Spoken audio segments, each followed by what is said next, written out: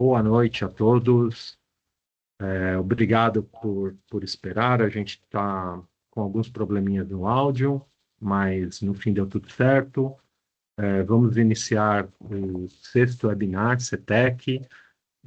A gente é uma iniciativa da empresa CETEC do Brasileira, onde a gente discute os principais temas da engenharia construtiva, para que a gente possa ter uma troca, um diálogo franco, natural, para que a gente possa aprender, desenvolver aí novos aprendizados. Meu nome é Elzio, hoje é 18 de junho, 18h53, a gente está iniciando, então, o tema saneamento no Brasil, desafios reais e soluções práticas.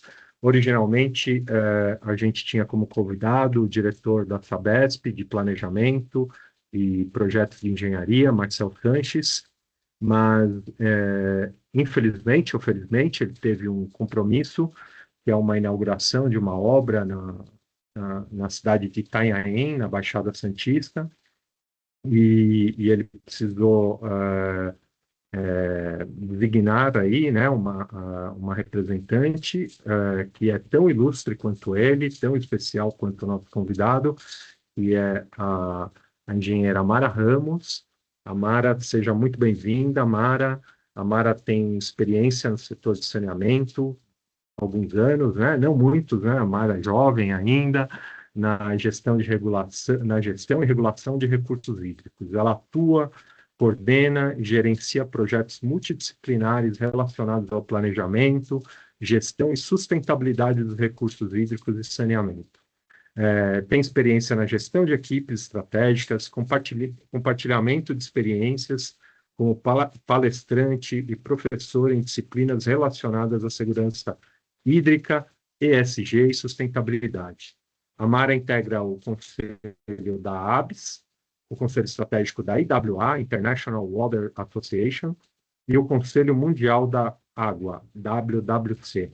Mara, boa noite mais uma vez, seja muito bem-vinda, obrigado pelo convite, obrigado por ter aceitado o nosso convite, e gostaria de começar aí a nossa conversa, né, falando um pouquinho aí sobre os grandes desafios, né, as metas ambiciosas aí que nós temos no saneamento brasileiro, com relação principalmente à universalização, o marco regulatório até 2033, a novos modelos de investimento, avanços tecnológicos e os desafios aí crescentes, né, relacionados principalmente às questões das mudanças climáticas. Mara, mais uma vez, né, bem-vinda, e para a gente começar aqui a nossa conversa, o nosso bate-papo, eu queria saber aí um pouco de você, da sua visão, qual é o principal desafio que o nosso setor precisa para superar aí nos próximos anos, né? Bom, primeiramente, Elze, muito obrigada pelo convite, pela gentil apresentação. Gostaria de parabenizar aí você e a CETEC pela promoção dessa discussão, desse bate-papo, né? Dizer que, infelizmente, o Marcel, convidado original, não pôde estar aqui conosco essa noite, mas quero dizer para vocês que a gente está aqui para um bate-papo leve, descontraído e informal aqui sobre o nosso setor, né? O setor de saneamento, recursos hídricos, que tem tantos desafios quanto o Elze já nos apresentou aqui nesse começo de debate, né, que passa pelo desafio da universalização em si, né? Acho que todo o nosso setor hoje está desafiado e imbuído dessa grande meta muito ousada, né? Se a gente for olhar aqui o Brasil, né? Vamos ter o Brasil como referência. 2033 parecia longe, mas já está aí, né? Então, essa grande meta da universalização dos serviços de saneamento até 2033 é muito desafiadora, muito desafiadora. A gente ouve falar já de uma tentativa de prorrogação desta meta a nível nacional, né? Claro, a gente quer ter metas desafiadoras, mas a gente também precisa ter metas ousadas, né? E metas que impulsionem o desenvolvimento. Então, aqui em São Paulo, eu acredito que a gente vai conseguir atender essa meta. A Sabesp, operadora de grande parte do estado de São Paulo, está com indicadores que demonstram que essa meta será factível até antecipadamente ao resto do Brasil, né? A Sabesp ela tem uma meta de 2029 para a universalização dos serviços, então parte do estado de São Paulo, que é atendido pela Sabesp, está nesse rumo, nesse caminho, nesse ritmo acelerado, né? Muitos de vocês trabalham no setor, trabalham para a Sabesp, trabalham para outras empresas de saneamento e estão percebendo essa aceleração do setor. Então, eu acredito que a principal meta, o principal desafio é essa, né? E o que tem de tão diferente, tão desafiador nessa meta da universalização? Para a gente, na Sabesp, né, ela inclui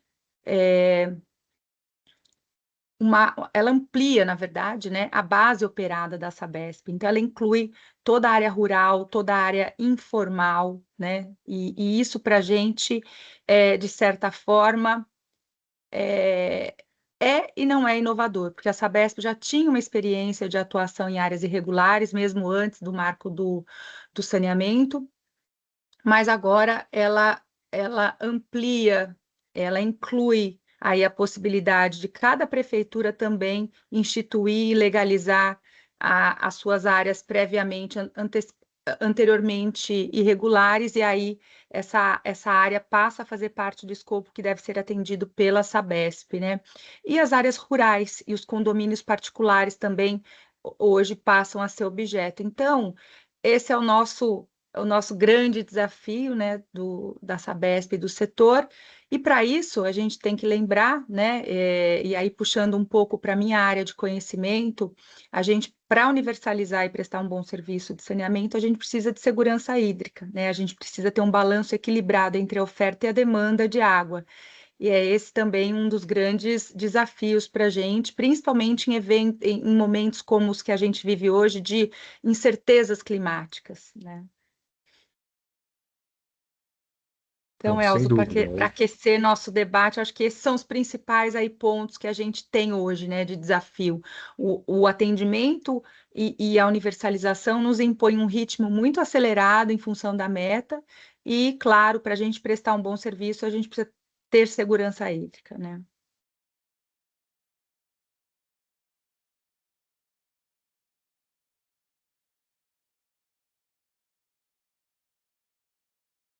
Essa questão que você tocou, Mara, com relação à segurança hídrica, é extremamente relevante. A gente está tá sofrendo aí, né, com as mudanças climáticas e está se formando aí um novo El Niño, né? No começo do ano aí a gente sofreu aí com a escassez de chuvas, agora a gente está com voltando aí, né, para o período aí tem faltado aí as chuvas e eu queria assim, né, já que você já puxou um pouquinho o assunto para a segurança hídrica, né, eu queria fazer a seguinte provocação aí para você, né, Mara? Você acha que como é que a gente tá fazendo? Nós estamos atuando com os nossos projetos, né? Você que consegue ver bem do lado da Sabesp, né? A gente está projetando sistemas aí para o clima do passado ou para o clima do futuro, né? Porque a gente usa muitas estatísticas aí para fazer os nossos planejamentos futuros, mas os eventos estão cada vez, os tempos de recorrências estão cada vez menores, né, Mara? Exatamente. Esse é o desafio de planejar, né, os sistemas para o futuro.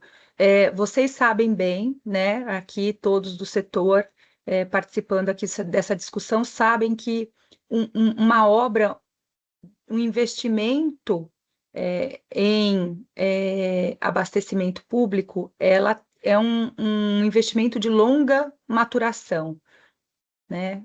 A gente tem um tempo relevante para elaborar uma concepção, projeto, a implantação de um empreendimento, considerando todo o licenciamento que a gente tem que fazer, ou seja, a gente não trata de obras de curto prazo. Basicamente, para que a gente implante sistemas de abastecimento, a gente está falando aí de empreendimentos de longa duração, né? E claro, quando a gente vai planejar um sistema dessa natureza, a gente sempre olha para o passado para entender como é que era o comportamento hidrológico ali daquela fonte de água que a gente vai utilizar para captação de água, para abastecimento. Só que, claro, isso não é mais suficiente. A gente já percebeu há muito tempo, né, que olhar só para o passado não é mais suficiente. Claro, todas as séries históricas que a gente tem, todo o comportamento hidrológico que a gente vai pesquisar ali para fazer uma obra tem que ser levado em conta. No entanto, os nossos sistemas têm que ser concebidos, planejados e projetados com mais resiliência, né? E quando a gente fala de resiliência, o que significa isso? A gente já tem que pensar de partida, pessoal. Esse é um aprendizado muito forte para a Sabesp, né? A gente já tem que pensar de partida num sistema que considere mais de uma fonte de água, que tenha uma certa redundância, o sistema que já nasça integrado, que já tenha uma flexibilidade, justamente para que a gente consiga passar por eventos extremos, né? E, claro, você lembrou bem, a gente sempre vai ter ainda interferências de eventos extremos, como é o Ninho agora, né? Ainda está se discutindo se esse El Ninho vai ser um El Ninho de larga escala, de grande impacto ou não. Mas, independente disso, a gente tem que se preparar com sistemas resilientes, porque não são só os fenômenos naturais que nos impõem essa condição, são acidentes, incidentes, queda de energia, são outros fatores também que prejudicam a resiliência e a segurança de um sistema. Então, eu acredito, né, e a Sabesp tem buscado já planejar os seus sistemas hoje, que ela está desenvolvendo, com esse olhar de como a gente traz para aquele sistema novo, para aquela a estação de tratamento nova, para aquela nova captação, como é que a gente já traz de partida no planejamento uma robustez, né? E a gente tem que pensar em todo o ciclo daquele empreendimento. Hoje mesmo eu estou aqui também na Baixada Santista e eu tive a oportunidade de visitar, nesses 2 dias que eu estou aqui, sistemas que eu não conhecia. Eu tenho muita experiência nos sistemas da região metropolitana de São Paulo e quase nenhuma experiência aqui na Baixada. Então, para mim, foi muito interessante conhecer aqui as fragilidades, as realidades e as condições dos sistemas da Baixada. E a gente planejar um sistema, a gente também tem que considerar a região e as vulnerabilidades dessa região. As vulnerabilidades de um sistema litorâneo são muito diferentes dos sistemas, por exemplo, da região metropolitana de São Paulo. Aqui a gente está falando de um conhecimento que a gente tem que ter de intrusão de cunha salina, de maré, de drenagem. Então, aqui a gente já começa a colocar os outros elementos do saneamento, né? A gente não fala só de abastecimento de água e esgoto, mas a gente traz também drenagem e resíduos sólidos. Então, olha só a complexidade de elementos que a gente tem que trazer para o nosso planejamento. Então, eu acredito que os projetistas, toda a cadeia de suprimentos aqui do nosso setor de saneamento já tem que pensar na robustez e na segurança de um sistema desde a sua concepção, né? Porque cada vez mais a gente vai ser desafiado com eventos críticos. Aqui na Baixada, olha que coisa maluca. Vocês devem saber, muitos de vocês já devem saber, mas eu vou repetir aqui porque para mim foi um aprendizado muito importante. A criticidade de um sistema aqui da Baixada, ele acontece tanto na alta temporada, porque a gente tem uma migração aí temporária de muita gente que vem para passar as férias, fim de ano, e que aumenta demais, né? Em 40% aqui a população da região. Então, por si só já é um desafio, né? Você planejar sistemas que vão operar acima da capacidade em um curto espaço de tempo. E a outra E o outro extremo aí do desafio para a Baixada é que você tem, no período de estiagem, os mananciais de serra que abastecem aqui a região litorânea reduzem, na média, 30 a 50% da sua vazão natural. Então, olha que loucura, né? Você tem problema de falta d'água por alta demanda numa época que você tem oferta, porque é um período chuvoso, ok, mas você tem problemas porque você talvez não tenha pensado nessa capacidade de tratamento para essa população flutuante, e na estiagem você tem problema de falta d'água por uma questão natural, né? De você não tem reservação de água bruta, então você conta com a condição e a vazão do rio naquela época do ano, que é bem menor. Olha só que complicação aqui para operar esses sistemas aqui do litoral. Então, a gente já está com muito investimento aqui no litoral, mas a gente ainda precisa virar essa chave de buscar redundância de fontes, buscar a flexibilidade das plantas de tratamento, e muitas vezes a gente encontra dificuldade, porque a engenharia tradicional também, né? E a gente também puxa um outro tema importante para a gente falar aqui, como é que está a formação dos novos profissionais que vão atuar nesse setor, né? É, será que a academia, né? Será que as universidades estão preparando também os profissionais para engenharia não clássica, para essa engenharia adaptativa, né? Que tem que olhar para os cenários que a gente vive hoje, que não são mais lineares, não são mais os mesmos que a gente viveu na história, né? Esse é um bom ponto aqui para a gente, para cutucar o setor aqui. Será que a gente tá na engenharia tradicional ou a gente já avançou para essa nova realidade, esse novo normal que a gente vive, né? Exatamente, perfeito. Acho que você fez uma série de junções aí, né, nos comentários que causam vários, vários tipos de reflexões, né, Mara? A primeira questão, né, você abordou brilhantemente aí a questão do desenvolvimento do trabalho que a Sabesp tem feito no estado de São Paulo. É inegável que vem desenvolvendo um trabalho aí rumo à universalização em 2029. Tem os desafios, né, principalmente aí agora na cidade do interior de São Paulo, mas é uma questão aí que está sendo desenvolvida, está sendo praticada pela Sabesp, mas a gente sabe aí que o Brasil, né, ele é muito grande e tem muitas regiões aí distantes, né? Você falou bem do saneamento rural,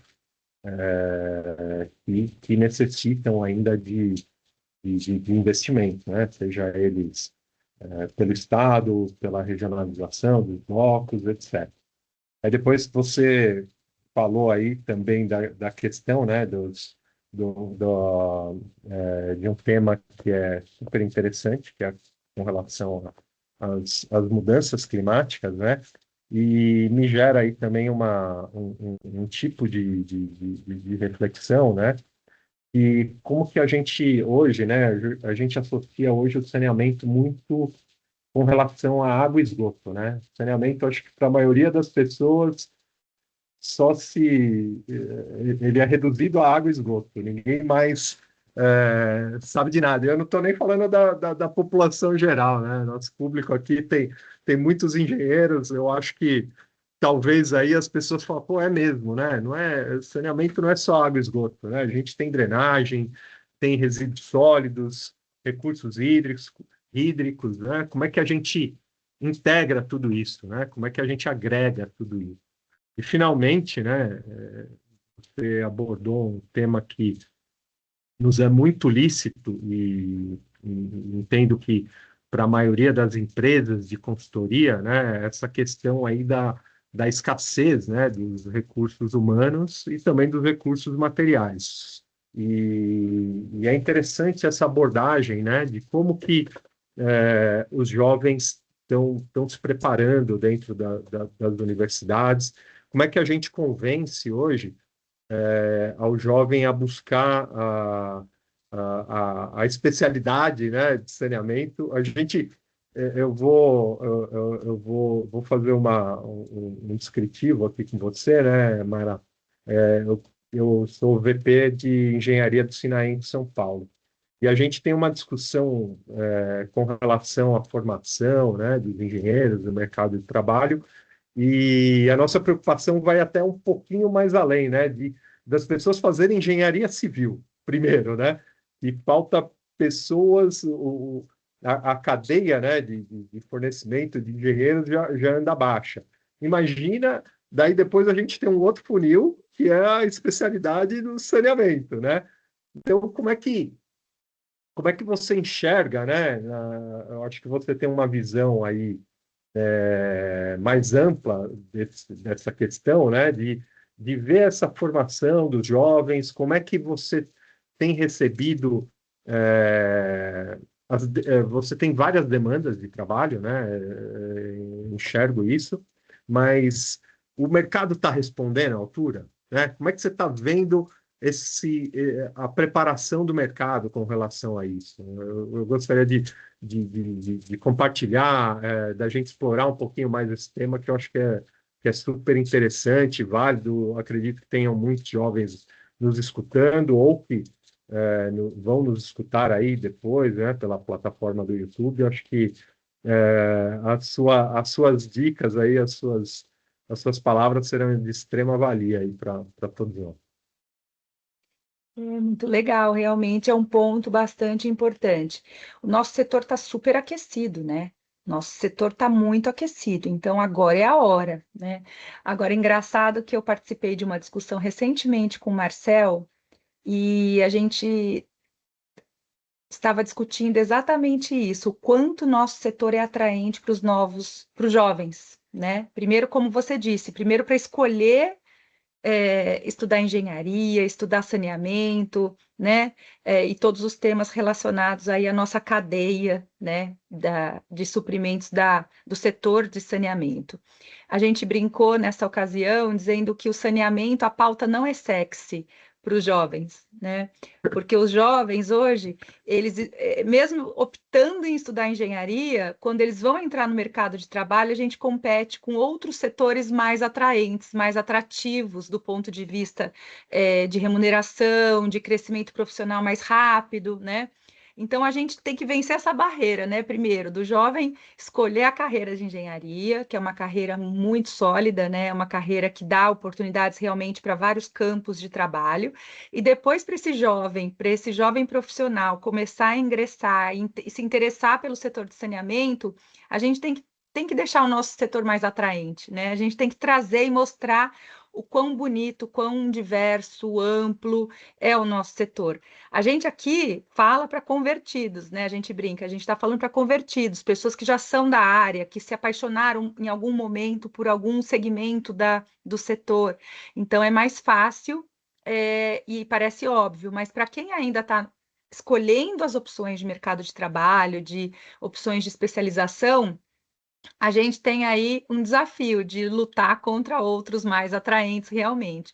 Mas a partir do momento que os profissionais entram no setor, é muito comum a gente enxergar o brilho nos olhos, né, das pessoas que trabalham com saneamento, né? Porque o saneamento ele traz um reconhecimento, uma satisfação, um sentimento de realização, de entrega, de propósito, que poucos setores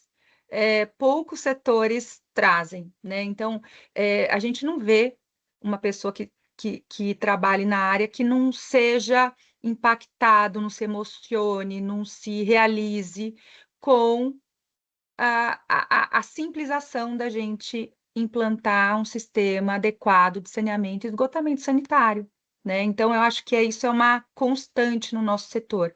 A gente só precisa achar um meio de mostrar isso com mais clareza para os jovens, para que o nosso setor seja atraente. E eu acho que com esse aquecimento do setor agora, eu acho que a gente vai conseguir já trazer uma grande leva de novos profissionais. Nosso setor precisa, né? A gente está carente com todas as empresas que a gente fala, né? A gente tem vários contatos com os fornecedores, por exemplo, da Sabesp, né? E na ABS também a gente acaba tendo bastante interface com outros fornecedores, e é uma constante o relato deles da falta de mão de obra, né, devido ao mercado estar realmente bastante aquecido. Agora, a gente também precisa fazer um meia-culpa aqui no setor, né? Eu acredito que aqui a gente pode falar entre nós, porque a gente precisa inovar, né? A gente precisa inovar até para trazer e manter essa atratividade aí que a gente quer para os novos profissionais, porque hoje novas tecnologias de se projetar, o BIM, inteligência artificial, fiscalização à distância, ou seja, toda a tecnologia que a gente tem, a gente precisa aplicar de fato no nosso setor, né? Eu acho que isso também vai ajudar a tornar o setor mais atrativo. Se a gente modernizar, se a gente trouxer novas técnicas, tecnologias, otimizações, ou seja, a gente inovar em material, inovar em método de execução, inovar em monitoramento, gestão. Eu acho que tem muito campo ainda no nosso setor para crescer, né? Eu acho que hoje mesmo, voltando ao exemplo que eu tive aqui da Baixada, eu visitei uma ETA que está em construção agora, uma ETA modular em aço inox. Nunca tinha visto, né? É uma ETA de 1.200 litros por segundo, que, segundo soube, já vai nascer como a maior referência na América Latina. Legal, legal. Então, a gente inovando, né? A gente trazendo soluções. Por que que a gente optou por essa alternativa? Foi a minha pergunta.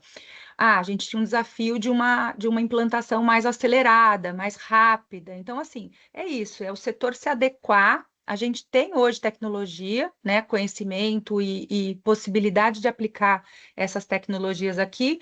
Basta a gente, na verdade, se incomodar com os problemas, não aceitar que a gente vai usar somente as experiências do passado e inovar e trazer soluções adequadas ao nosso tempo.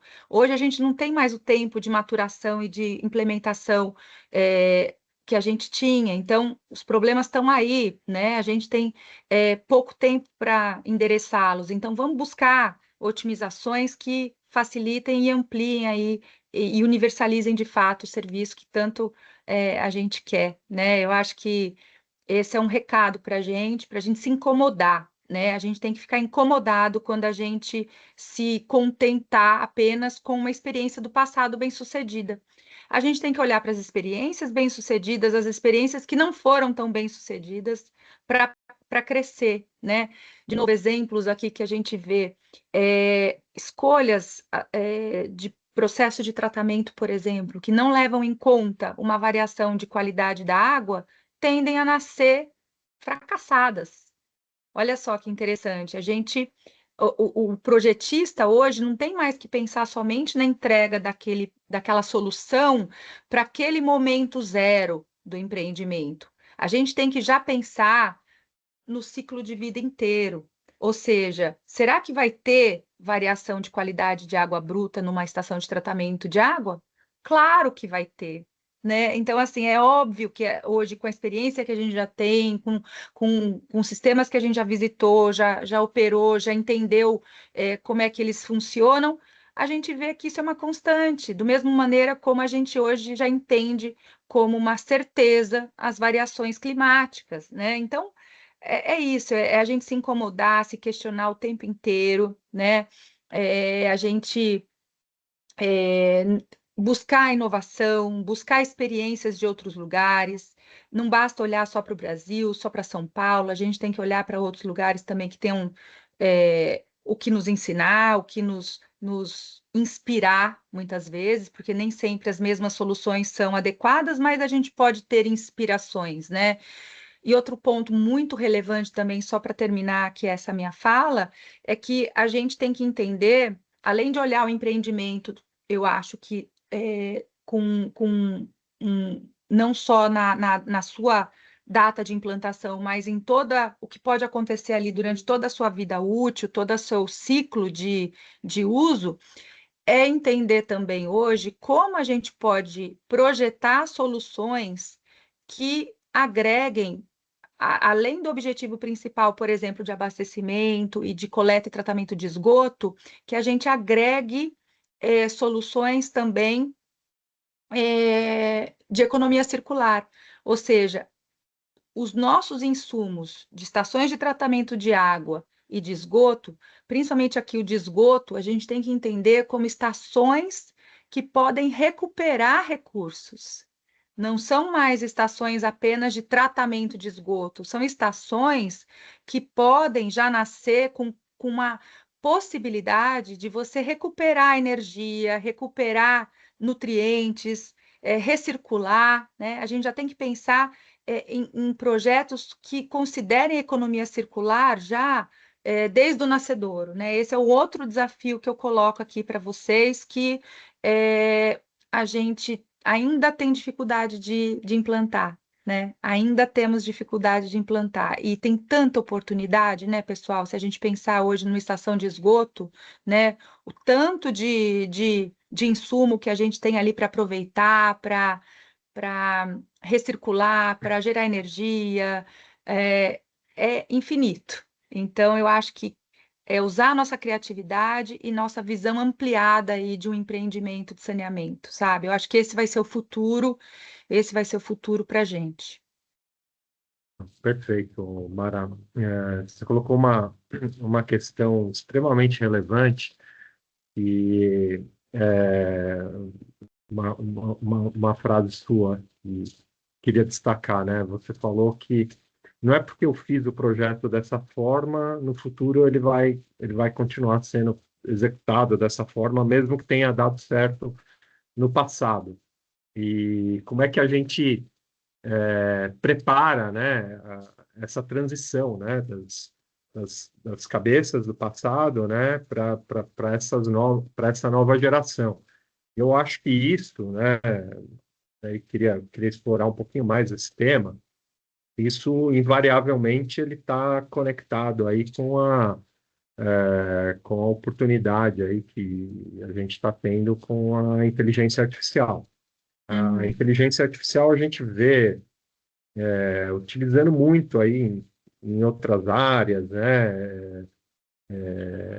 Em vários setores você vê que está sendo constantemente utilizado aí já de uma forma bem avançada. E na engenharia a gente ainda tem a gente está começando, né?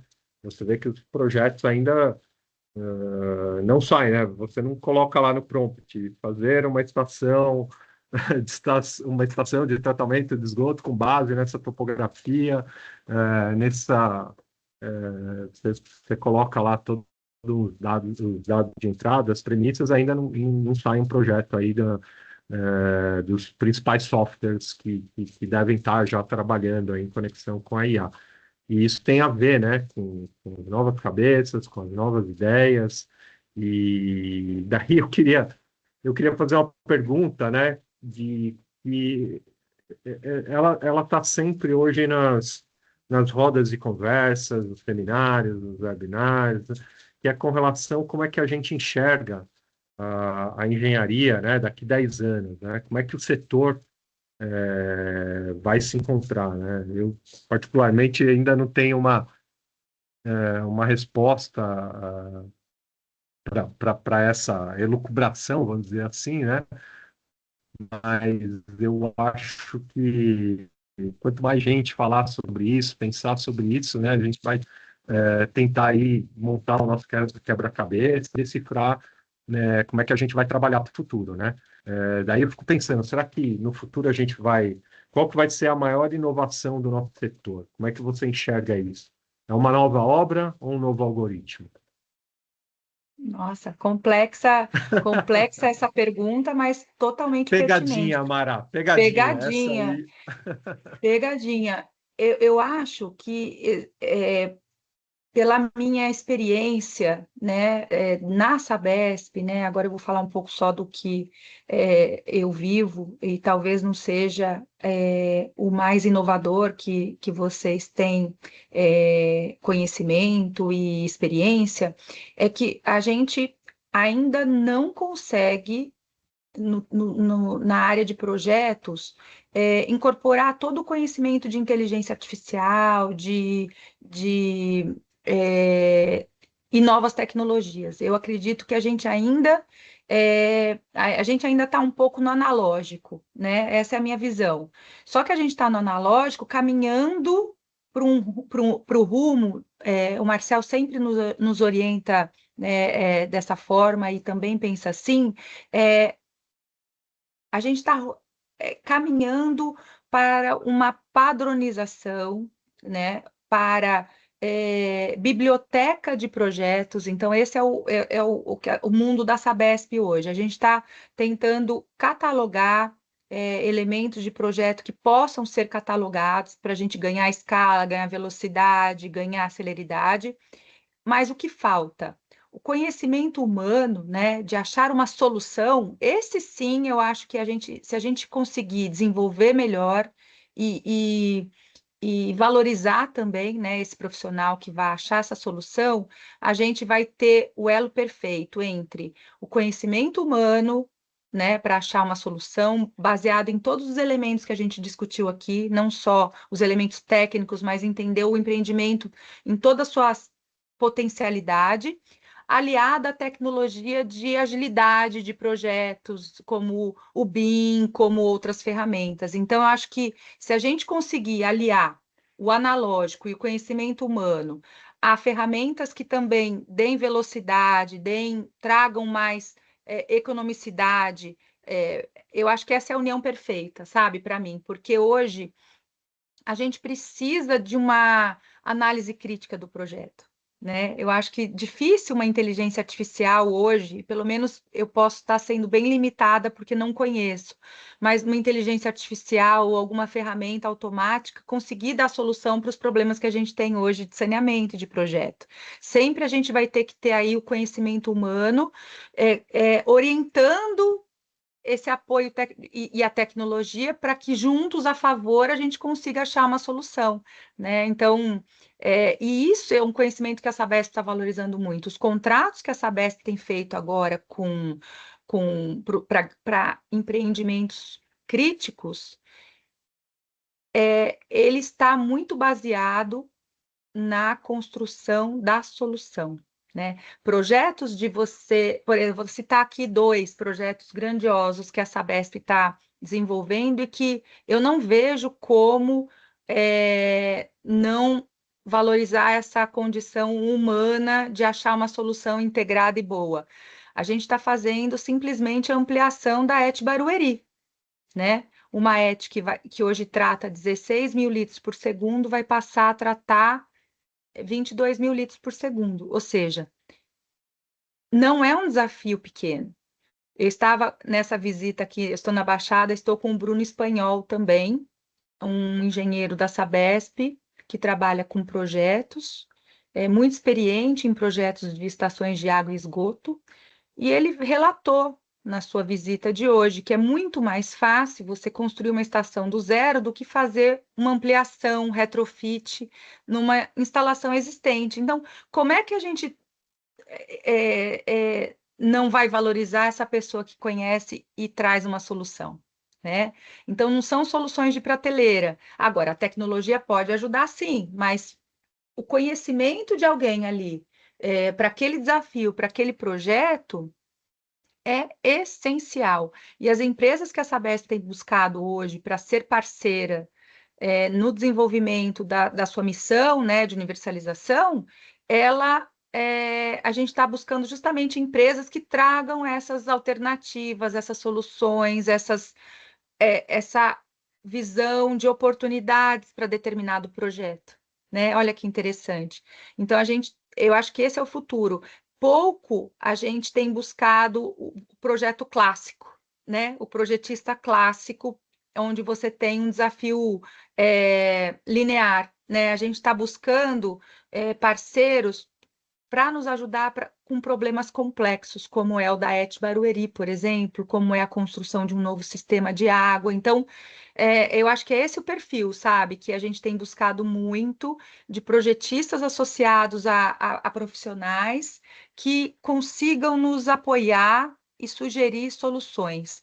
E a Sabesp tem buscado agora, que não é mais pública e ela tem uma certa liberdade na contratação, ela tem buscado justamente projetos que não olhem só o custo unitário de partida, mas sim olhando já para o que eu falei, a integralidade ali do projeto, as possibilidades de recuperação, de receita com outros insumos, para compor aí o portfólio daquele empreendimento. Então, olha que interessante, isso muda um pouco, né? Eu acho que muda, não sei o que você acha, mas acho que muda um pouco o, o perfil dos players, dos projetistas, das empresas que prestam serviço, não? Com certeza, seu entendimento é extremamente válido, Mara, porque você até citou na sua fala, né, a questão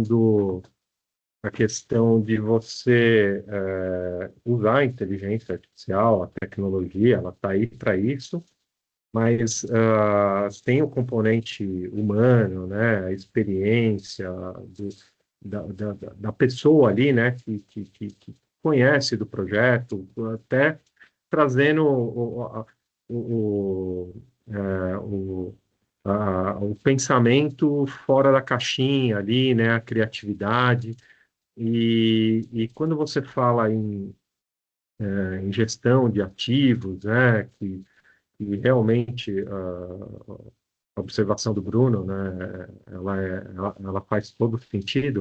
Você, você tem que ir para campo, né? A gente vê, às vezes, as empresas, né, as consultoras, não fazendo o dever de casa, que é a primeira questão aí a campo, conhecer o local ali, você ter uma visão 360 do que você pode agregar.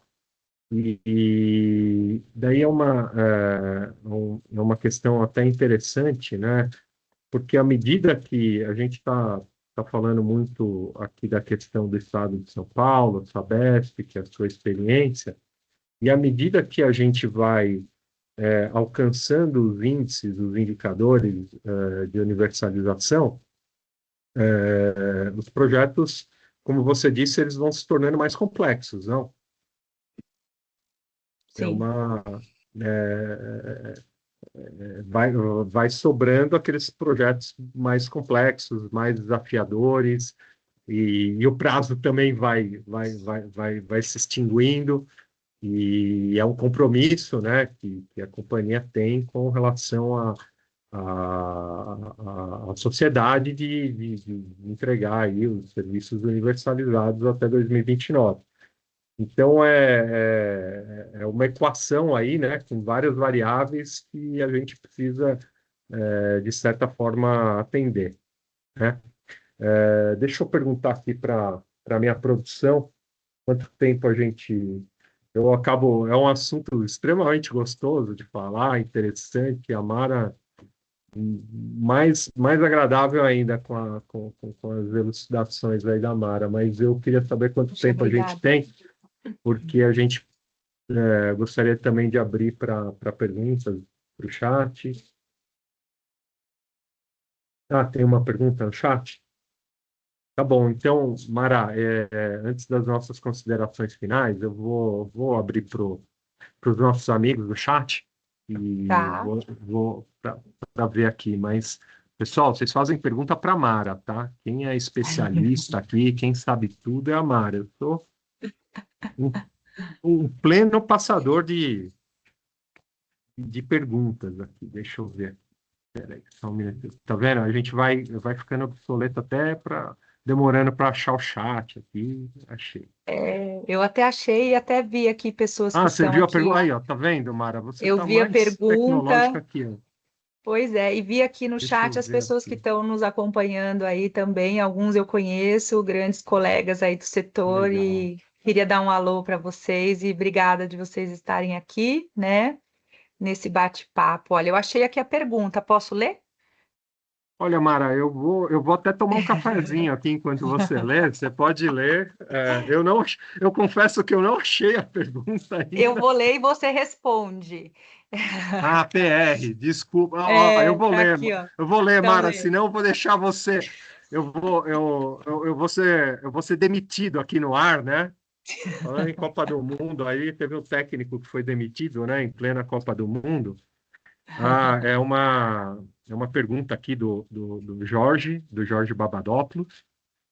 Ele pergunta aqui como a Sabesp, a maior contratante de serviços de projeto, consultoria em saneamento, está estruturando suas contratações para que os empreendimentos sejam implantados com essa abordagem multidimensional de sustentabilidade e resiliência, dentro de contratações integradas e as baixas remunerações que têm sido praticadas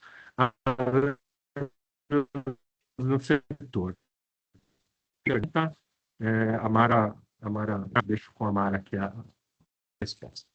Legal. A gente tem buscado aprender, né, também com contratações mal sucedidas, né?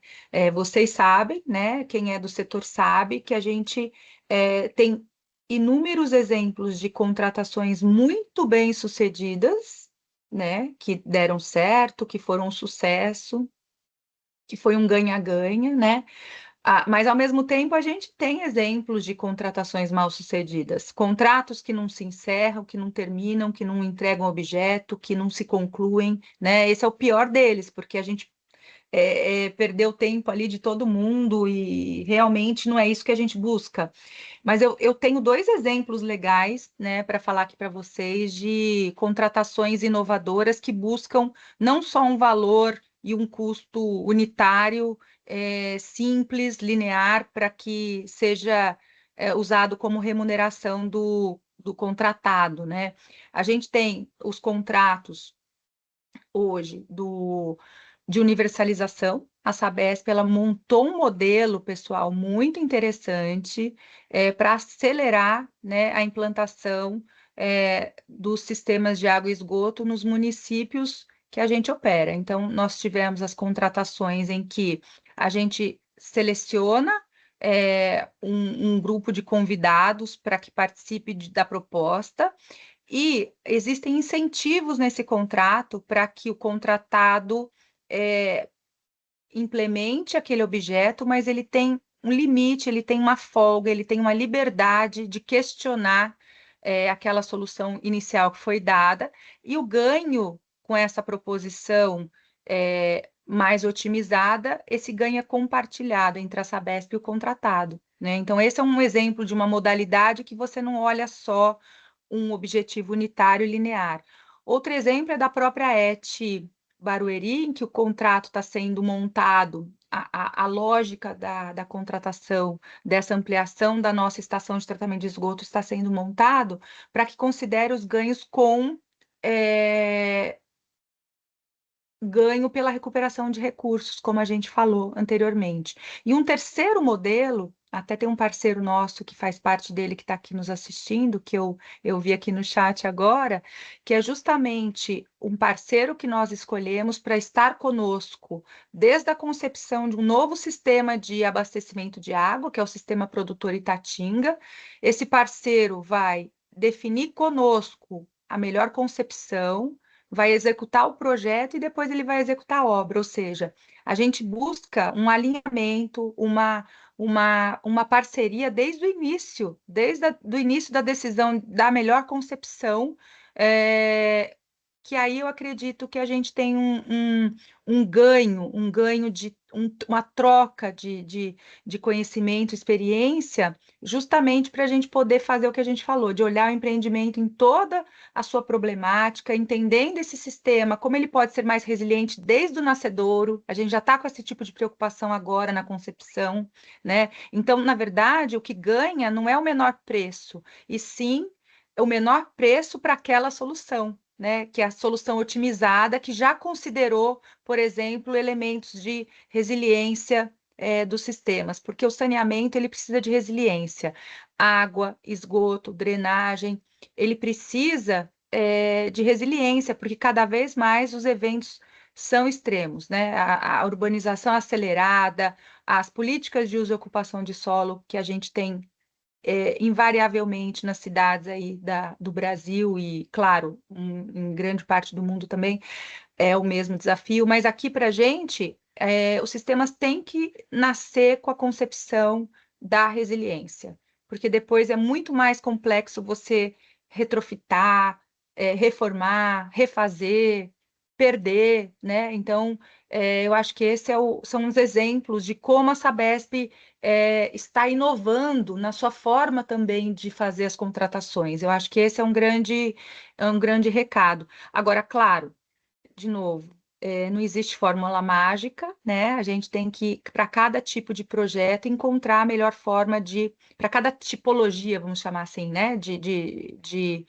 desafio, a gente tem que encontrar a melhor forma de contratação, e eu acho que hoje o modelo que a Sabesp tem, com a liberdade de não fazer a licitação através das leis antigas que a gente era submetido, nos permitem fazer esse tipo de contrato mais com essa solução aí compartilhada e, claro, os ganhos compartilhados, porque todo setor tem que ganhar, né?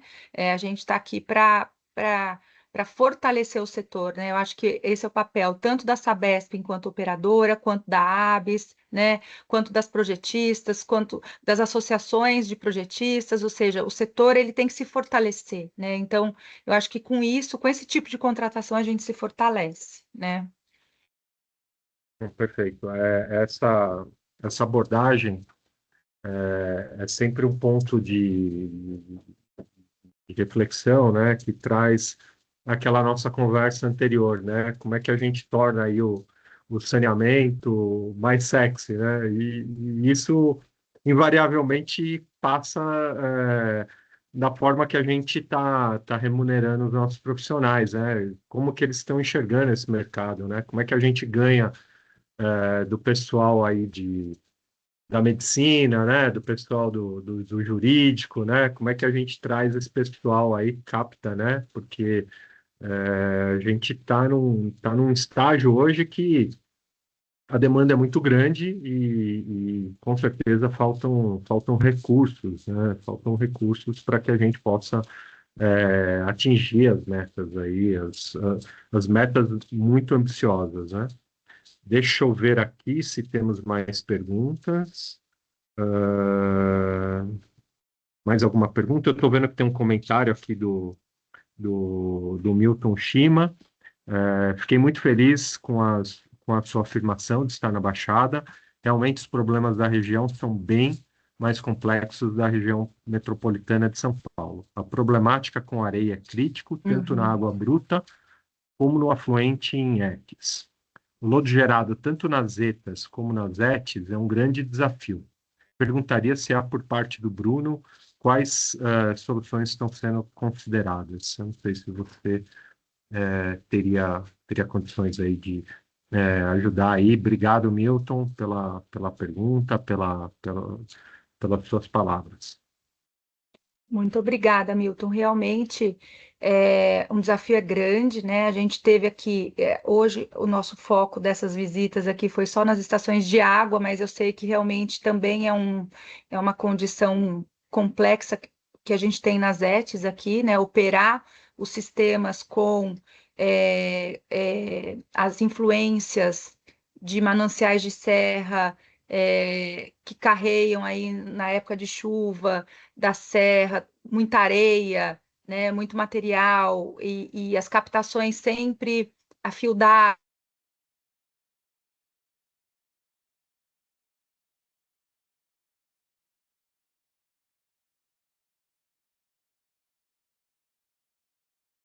Alô, pessoal, congelou aqui a Mara, deve ter tido algum probleminha de conexão e já está sendo restabelecido aqui, só um minutinho. A Mara voltou. Acho que seu microfone está fechado, Mara. Minha conexão deu uma falhada, pessoal, desculpa. Eu Milton estava não vai comentando, ficar né, sem a sem a sua pergunta, resposta. sem a sua resposta, né? A pergunta ele já colocou, né?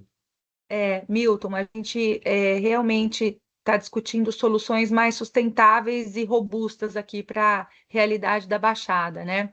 Então, vários reforços aí nas captações a gente vai precisar pensar e a gente vai precisar da ajuda de vocês, né, para encontrar justamente as soluções, né?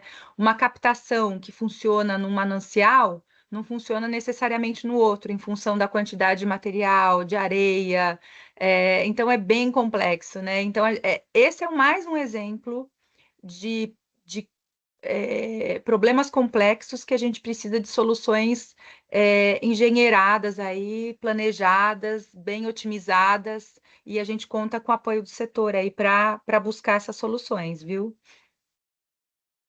Obrigado, Milton. Mais alguém tem alguma pergunta, alguma consideração? Eu não estou vendo nada aqui, mas eu queria, bom, enquanto ver se o pessoal coloca mais alguma questão, mas eu queria não deixar de falar, né, Mara? Você citou a ABS, citou as associações das empresas de Uhum, consultoria e saneamento. Eu faço parte também da diretoria da Apex, né, da das, em- Associação das Paulista, né? Agora já não é mais paulista, a gente está ampliando, né, devido à abrangência aí da universalização no Brasil, né, a Associação dos Profissionais, né, a gente está substituindo paulista por profissionais de engenharia construtiva, de meio ambiente e saneamento.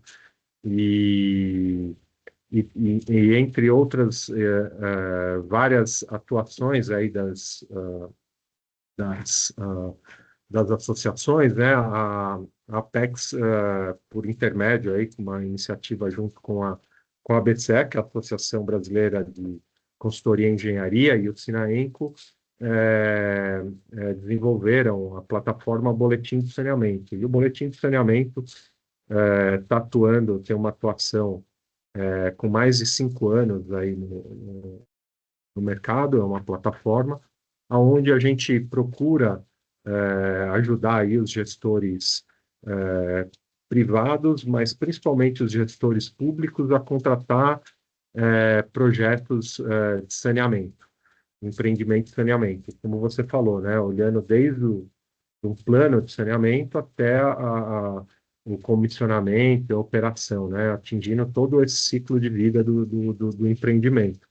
E ali também a gente colocou ali para que essas pessoas tenham acesso, né, modelos de contratação, termos de referência, como buscar um financiamento, uma, um menu só de perdas, tem uma curadoria para isso.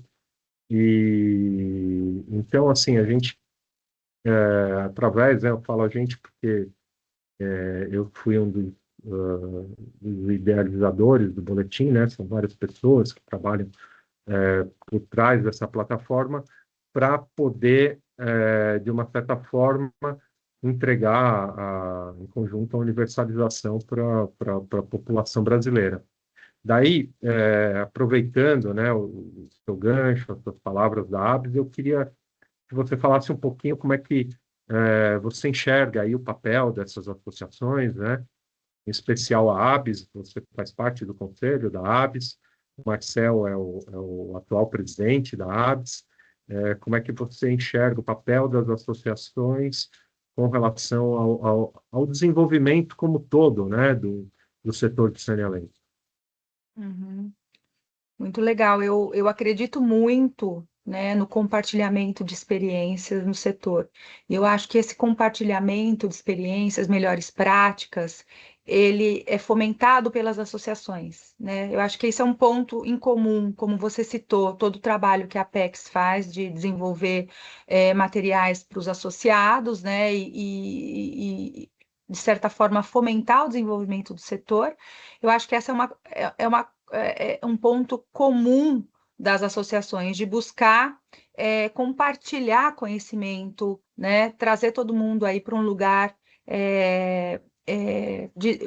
que contribua com o desenvolvimento. Então, a ABS também, ela é uma associação que tem promovido debate sobre saneamento, tem várias ferramentas de compartilhamento de experiência, além dos webinários, congressos, ela também promove com as suas câmaras técnicas essa troca de conhecimento e experiência, que é muito importante para o setor. Ela tem o reconhecimento dos seus prêmios de qualidade e gestão, que, de certa forma, impulsionam as empresas e as operadoras de saneamento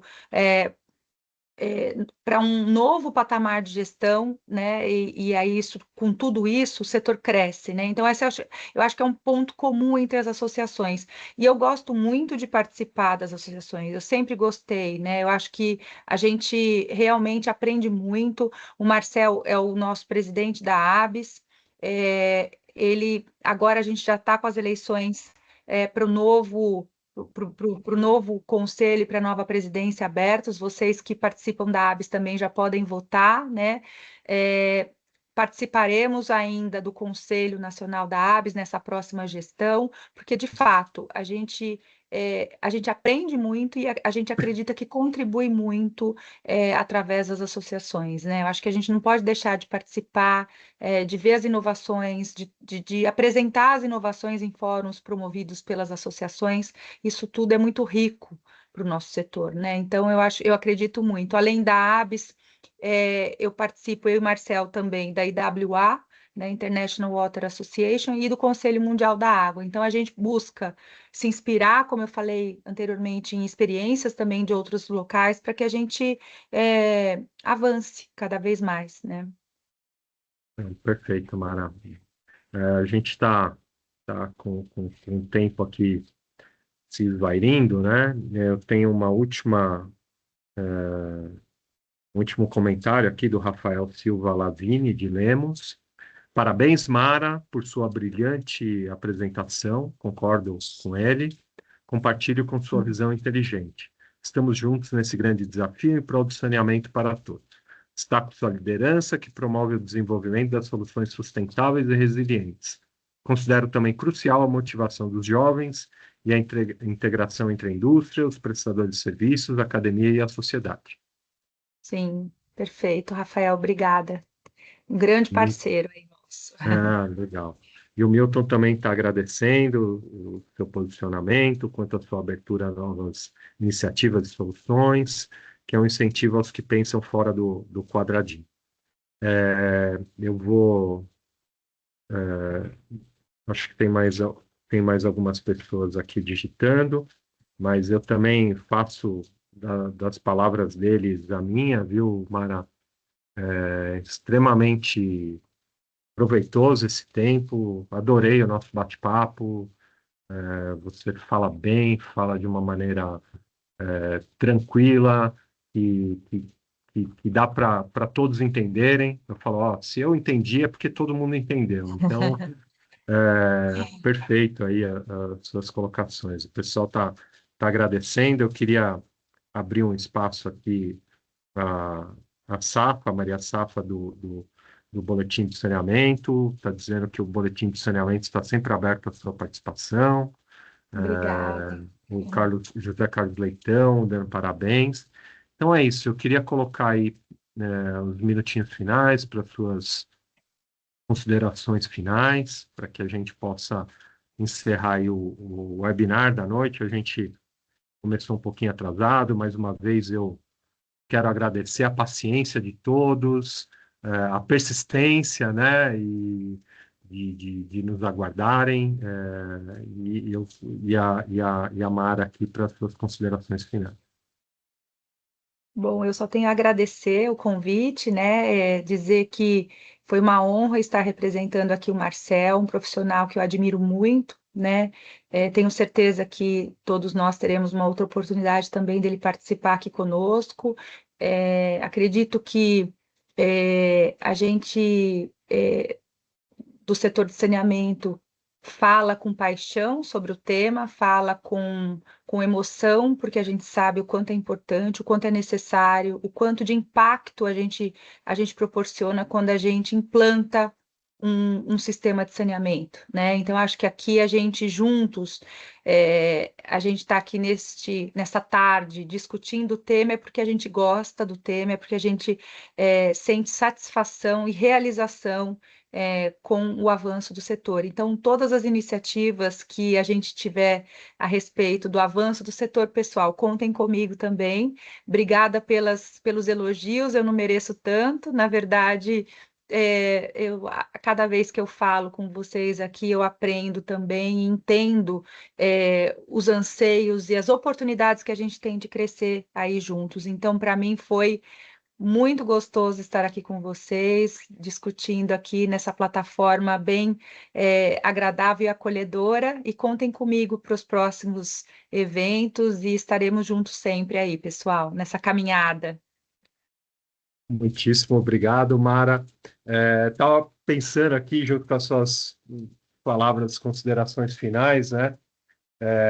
A gente abordou tanto assunto que a gente falou de pessoas, falou de tecnologia, falou da universalização, que não pode deixar de falar, resiliência climática, recursos hídricos, né? A gestão hídrica. Eu, ainda bem que esse material vai ficar gravado aí no YouTube, né? A gente pode fazer um novo daqui uns 10 anos para a gente ver se a gente, se a gente acertou alguma coisa, né? Como é que foram essas previsões. Mas foi agradabilíssimo, foi muito bom, aprendi bastante. Muito obrigado pela sua disponibilidade. Eu sei que você está em viagem, está de deslocamento. Obrigado pelo tempo, mais uma vez. Obrigado a todos e até o próximo webinar CETEC. Até logo, pessoal. Boa noite. Até logo, boa noite.